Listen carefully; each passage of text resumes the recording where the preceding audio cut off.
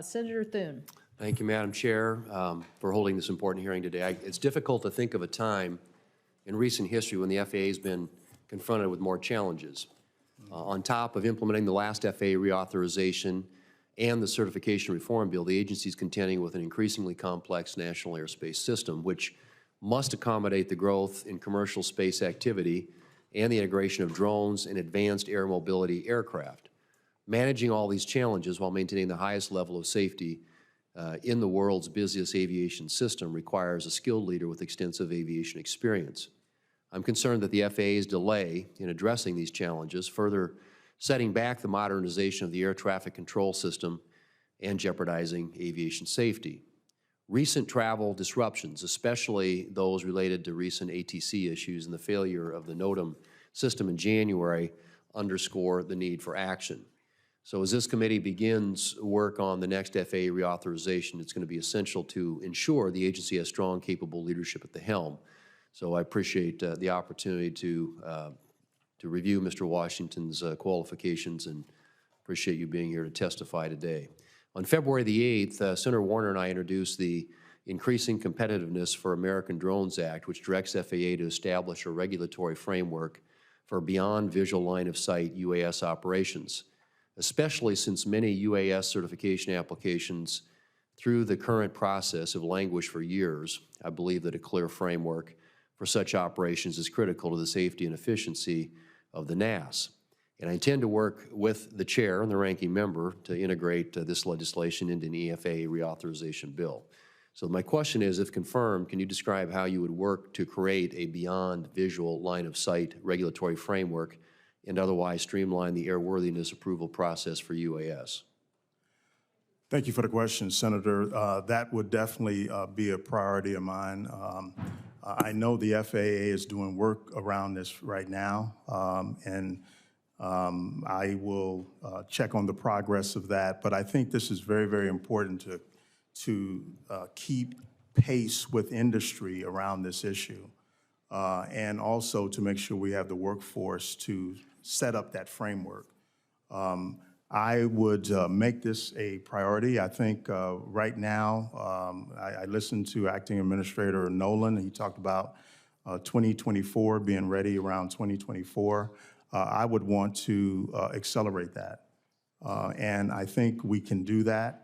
In Los Angeles, I created what I call an Office of Extraordinary Innovation to do just that, to work with industry to make sure that we entertain and look to implement various innovative things. And I think when we talk about advanced air mobility, that is a perfect example for one. So we would move that forward, and I commit to doing that.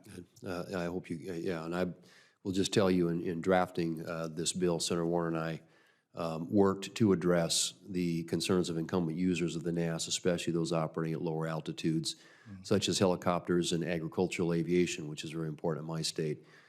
However, I would say there's more work that needs to be done at the agency to ensure the safe coexistence of UAS with these stakeholders, and so I hope you will stay on top of it and work to get this done in a timely way. Let me just say, ask from your perspective, what should be done to ensure the safe coexistence of nascent beyond visual line of sight operations with incumbent users at low altitude?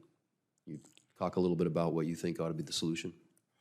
Well, I think one solution is to make sure that the FAA itself is ready to implement that. One of my concerns is whether internally we are ready to take that on. I would want to make sure that we are. I would want to sit down with industry in partnering sessions to understand what the challenges are from their perspective, and to be ready to implement when they are ready, and keeping track of industry. So I would bring them in and sit down with them immediately to find out what the constraints are and what the challenges are, and move forward that way. And you would work with the stakeholder community, make sure those Yes. concerns are addressed? Yes, sir. Doing that, okay. All right, well, let me go quickly here. Let me just, during my time as chairman of this committee, we considered and enacted the FAA Reauthorization Act of 2018, and included prioritization of next-gen upgrades to bolster the nation's air traffic control system. These upgrades, in addition to employing concepts such as dynamic airspace management, will allow the U.S. to better utilize existing infrastructure and increase the capacity and efficiency of the NAS.